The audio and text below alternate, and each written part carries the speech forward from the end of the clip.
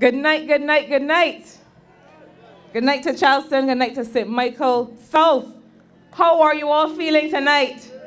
Man, this is a beautiful, beautiful crowd. I love to see all of this red. You know, I am feeling a bit cold tonight. You know, the nights have been a bit cold. You find so? A wind is blowing in St. Michael. A wind of change is blowing across Barbados.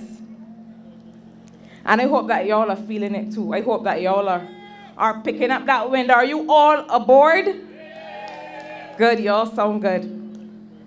Now it is really a little bit cold tonight. I can only imagine how Frandel is going to feel after June. He's going to be out in this kind of cold. It's going to be a lot colder than this because Kurt Humphrey is going to make him irrelevant to the people of St. Michael South and irrelevant to Barbados.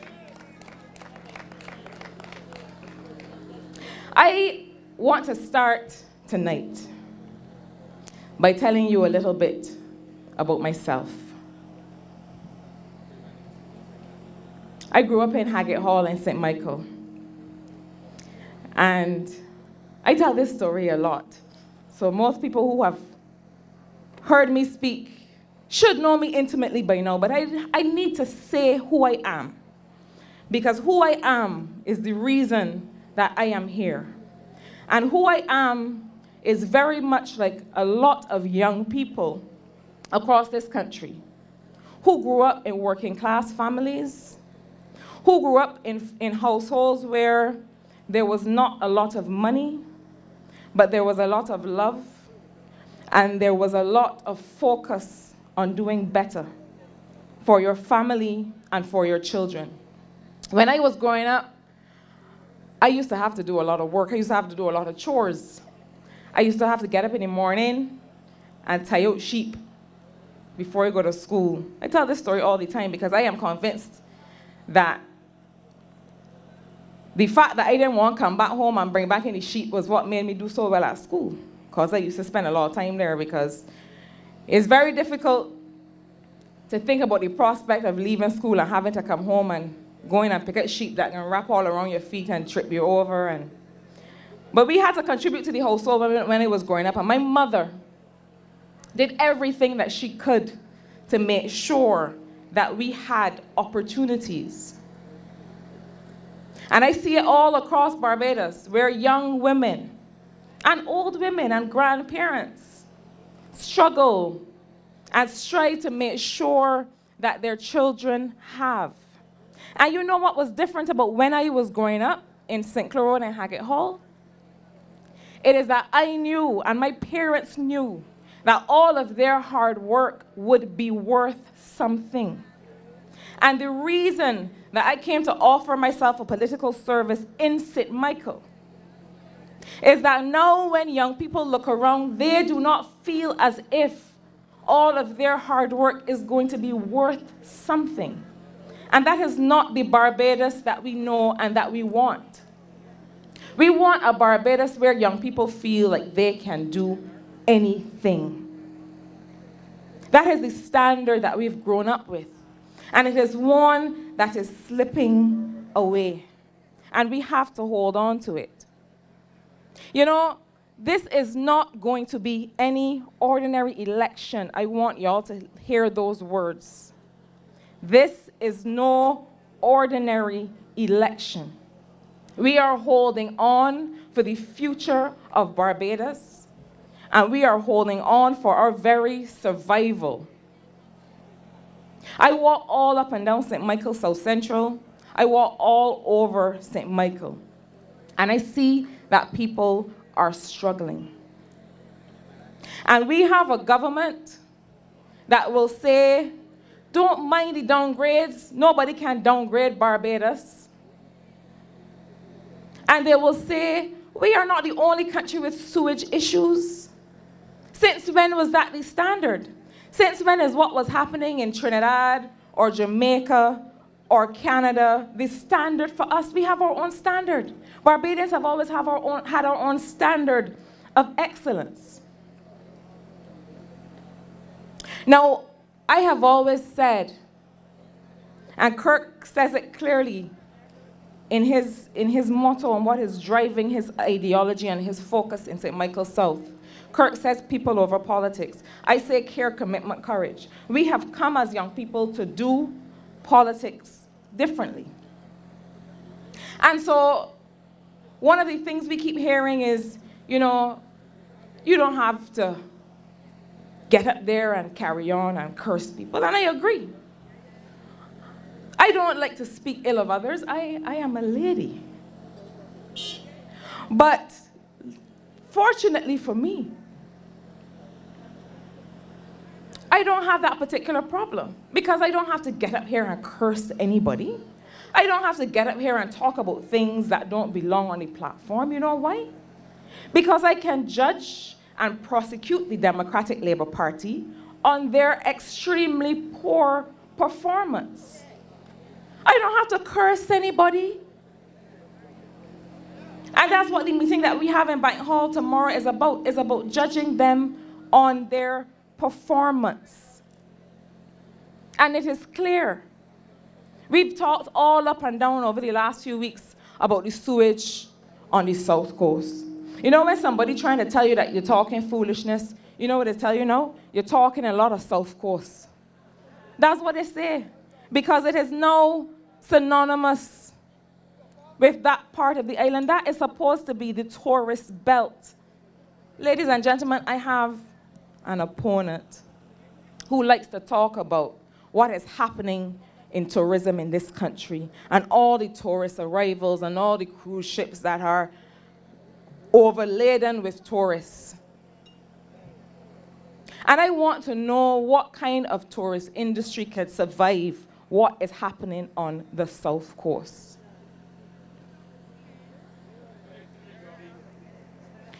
And, you know, I don't have to curse people because I can talk about what just came up from the central bank. And the fact that our foreign reserves are falling and falling and falling and falling. And I mean, this is not something that's too complicated to understand. It is not complicated to understand. Don't mind how they might try and make it seem as if it is something that is above all of our heads. That is what we use to import the things that we need. And once that starts to fall and fall and fall, it means that soon you will see the supermarket shelves empty. It means that soon you will not be able to go and buy the things that you need. But worse than that, we've been hearing over and over and over about this NSRL, and we've seen the effects. One of the main effects is that it has driven up the price of everything. You cannot carry $50 in the supermarket anymore and get what $50 used to get.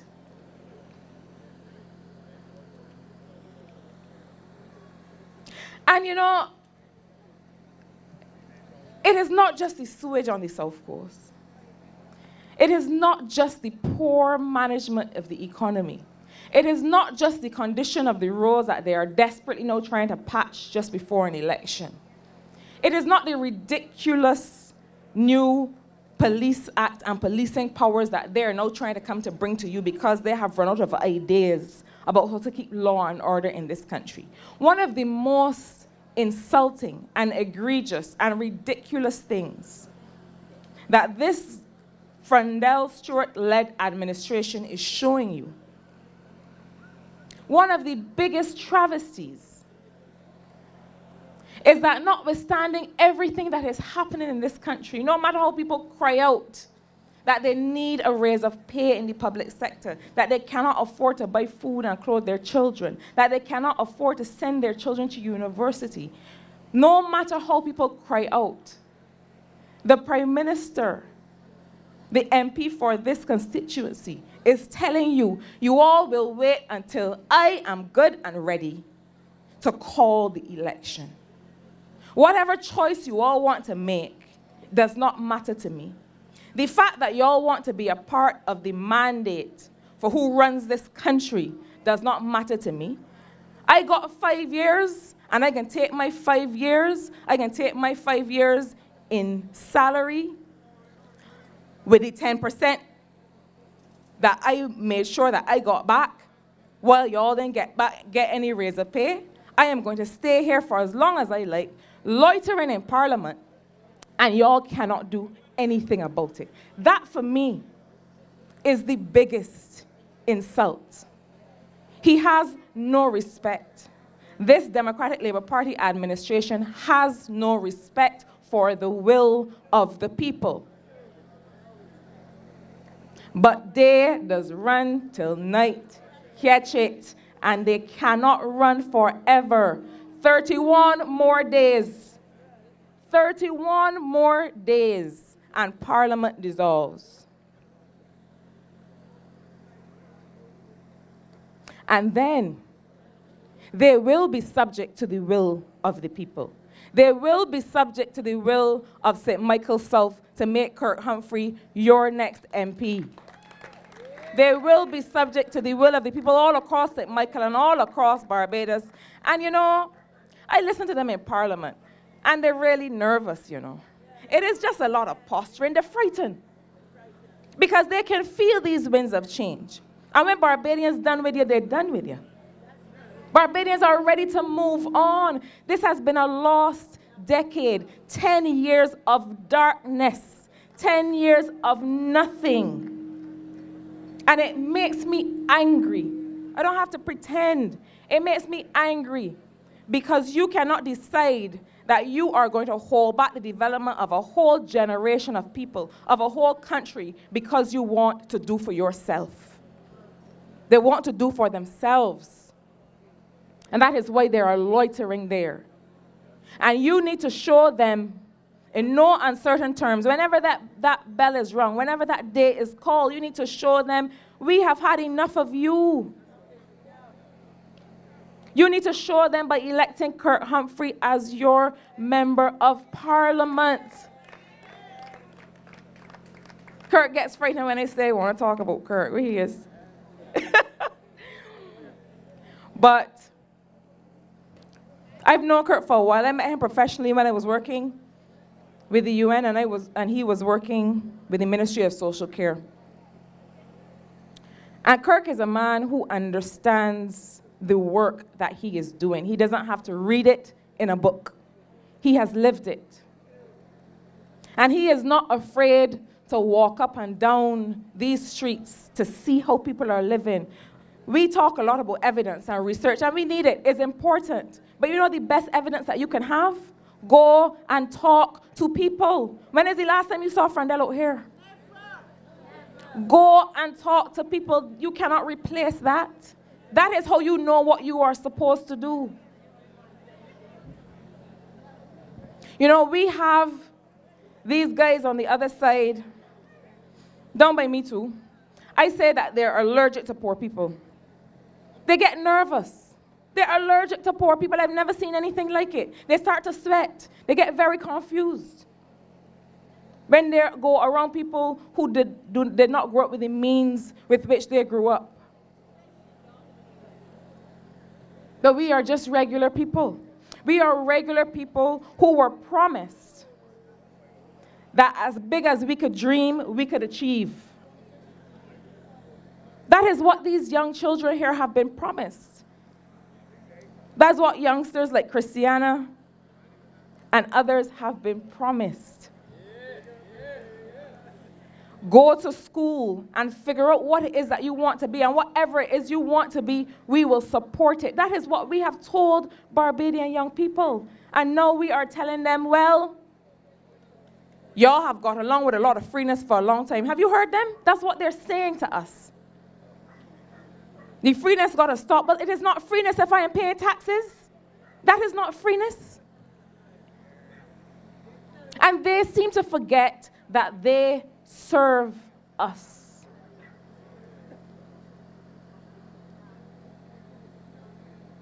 The people in power will never be greater than the power of the people.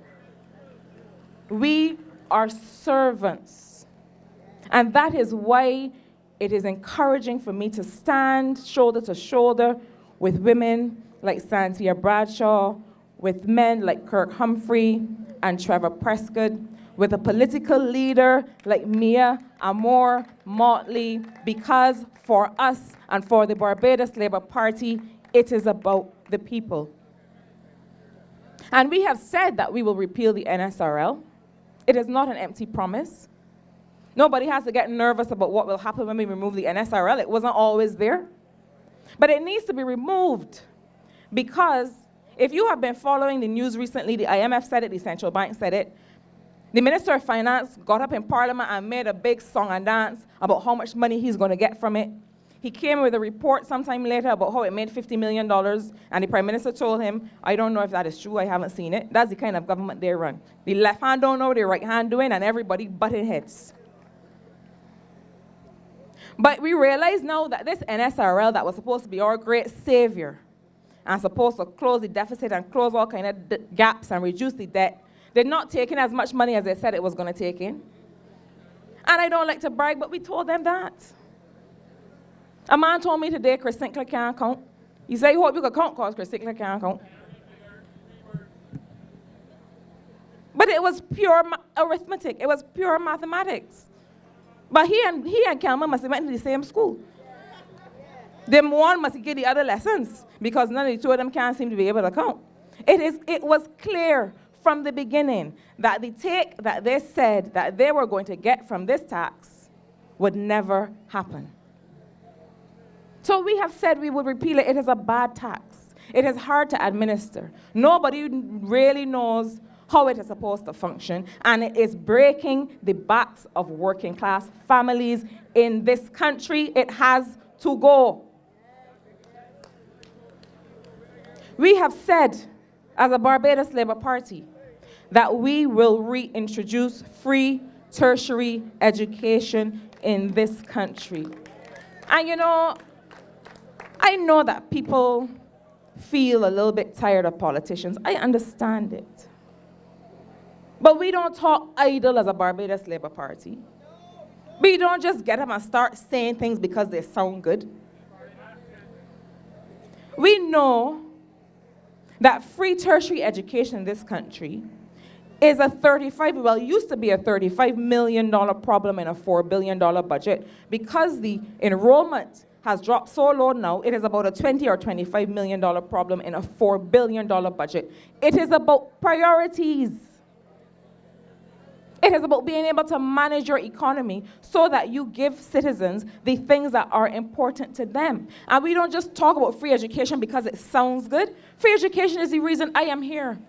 Free education is the reason most of you are able to maintain your families. Free education is the reason Kirk is here and Santia is here, and most of us are able to come back and give of ourselves to our country.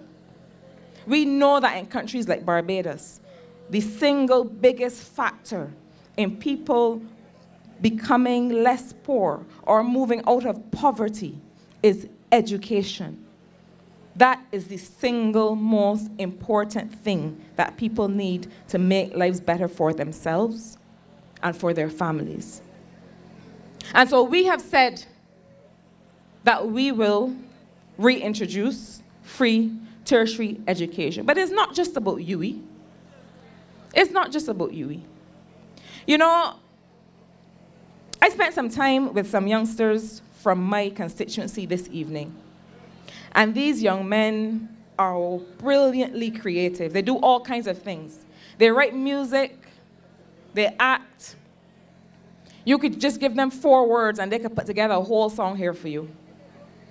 And we need to be able to use that talent so that they can make an income for themselves and their families. This is 2018, and the world is different. We can't keep trying to produce lawyers and doctors and bank managers because that's not the direction that the world is going. It is so expensive to be able to ship anything out of Barbados. If I want to move this out of Barbados, because of where we are, it is expensive. And I'm not saying that we don't need to stimulate our export growth sector. We do.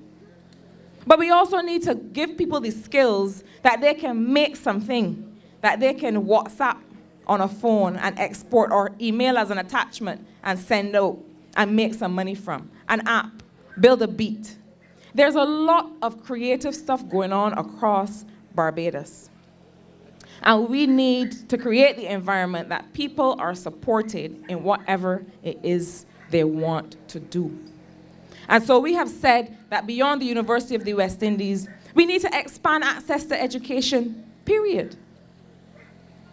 Do you know that today in 2018 in this country, up to 70% of our students in secondary school leave without certification?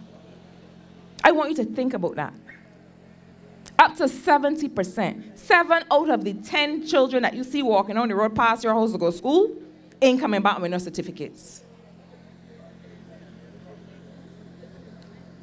And so what are we doing? What are we doing? Why are we sending children to school if they're not coming out with anything to show for it? You know what we're doing? We are creating frustrated adults.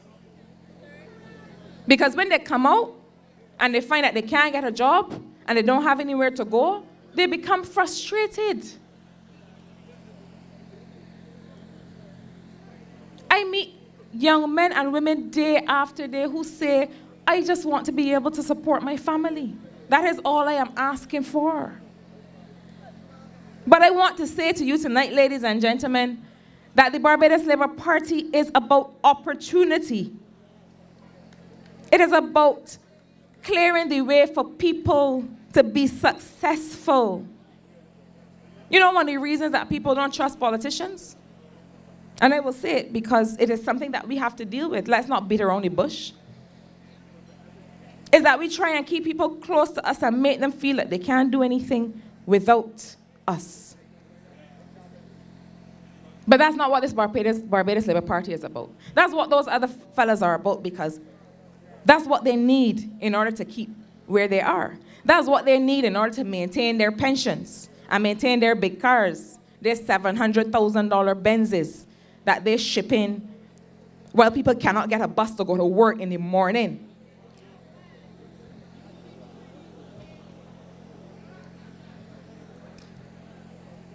This Barbados Labour Party is about creating real opportunity for people. And so I want to say, I'm not going to stay here any long time, but I want to say to you that we must recognize the difference, because the dangerous message out there, I don't know if you hear it, the dangerous message out there is that there is no difference between the Democratic Labour Party and the Barbados Labour Party. It is a dangerous message. Because if you look back, the Barbados Labour Party has always had to rescue this country when the Democratic Labour Party mashed it up. We have always had to do it, so we ain't frightened. We've done it before, and we are going to do it again, but we need your help to make it happen. And we are ready. We are not taking Barbados back to where it was in 2008, even though that was a much better position. We are transforming this country, because we as Barbadians have things to do, and we have places to go, and we have greatness ahead. And I want you to believe that tonight. I want you to believe that there is greatness ahead for you and your children. I want you to believe, and I think you know, that Kirk Humphrey is here to help take you toward that greatness. So I don't want you to get daunted by all the foolishness. I don't want you to get distracted. I want you to stay focused. And I want you to be ready for when that bell is rung. Because after that night, I know that Kirk Humphrey is going to be the MP for St. Michael's South. I know that Santia Bradshaw is going to be the MP for St. Michael's South East. Trevor Prescott is going to be the MP for St. Michael East. And Mayor Amor Motley is going to be the Prime Minister of Barbados, because she is the Prime Minister that, oh my goodness, after 10 long years in the desert, this country finally deserves. Ladies and gentlemen, thank you and God bless. BLP got the place crowded. All of